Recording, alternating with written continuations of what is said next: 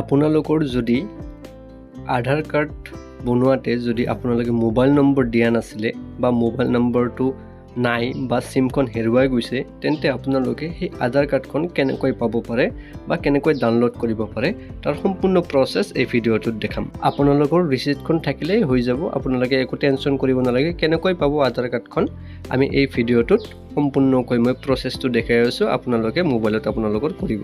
আপোনালোকে যিকোনো মোবাইলৰ এটা ব্ৰাউজাৰ খুলি ল'ব, খুলি লৈ তাত টাইপ কৰিব UIDAI আৰু টাইপ কৰাৰ পিছত যিটো প্ৰথম লিংক আহিব সেইটোত আপোনালোকে ক্লিক কৰিব। ক্লিক কৰাৰ পিছত আপোনালোকৰ লেংগুৱেজটো সিলেক্ট কৰিব আহিব, তাত ক্লিক কৰি ল'ব ইংলিছ। তাৰপিছত এনেকুৱা আপোনালোকৰ ওচৰত এটা ইণ্টাৰফেচ আহিব, আপোনালোকে তলৰ ফালে স্ক্ৰল কৰিব। ৰাইট সাইডত লিখা আছে check enrolment and update status. আপোনালোকে তাত ক্লিক কৰিব আৰু তাত ক্লিক কৰাৰ পিছত আপোনালোকৰ যিখন ৰিচিপ্ট থাকিব তাৰ পৰা আপোনালোকে এনৰলমেণ্ট আইডিটো বহুৱাই দিব আৰু তলত থকা ডেটটো বহুৱাই দিব, লগতে যিটো টাইম আছে সেইটোও বহুৱাই দিব। এইটো বহুৱাই দিয়াৰ পিছত আপোনালোকে কেপচাটো ফিল কৰিব, কেপচাটো শুদ্ধকৈ দিব আৰু শুদ্ধকৈ দিয়াৰ পিছত আপোনালোকে ছাবমিট বাটনটোত ক্লিক কৰিব। ছাবমিট বাটনত ক্লিক কৰাৰ পিছত আপোনালোকে তলত দেখিব পাৰিব যে ইয়ৰ আধাৰ হেজ বিন জেনেৰেটেড, মানে আমাৰ আধাৰখন জেনেৰেটেড হৈ গৈছে। আমি ইয়াতে ডাউনলোড কৰিব পাৰিম, কিন্তু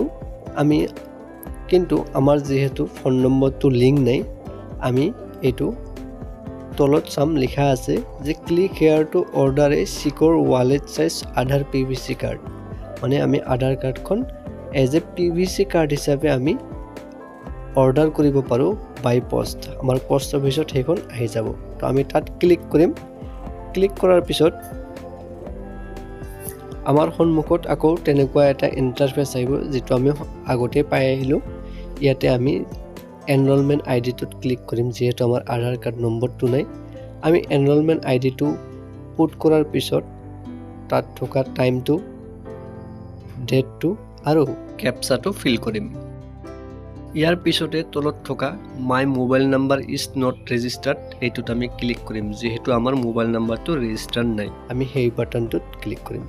ক্লিক কৰাৰ পিছত আমি এটা নতুন নম্বৰ আমি এড কৰিম আৰু OTP আমি চেণ্ড কৰিম। খন্তেক পিছতে আমাৰ মোবাইলটোত OTP এটা আহিব আৰু OTPটো আমি তাত ফিল কৰি দিম।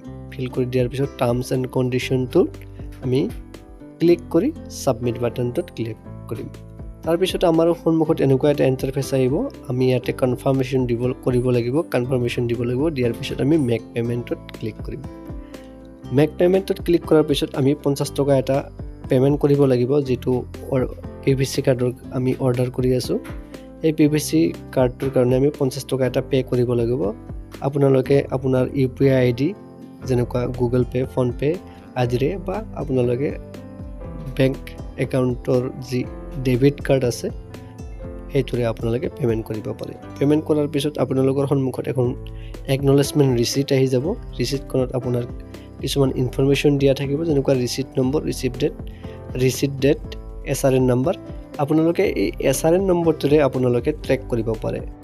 কাৰ্ডখন আপোনালোকৰ ওচৰত বাই পোষ্ট অফিচৰ যোগেদি 7 দিনৰ পৰা 15 দিনৰ ভিতৰত আপোনাৰ ওচৰত আহি পাবহে। আপোনালোকে খবৰ কৰিব।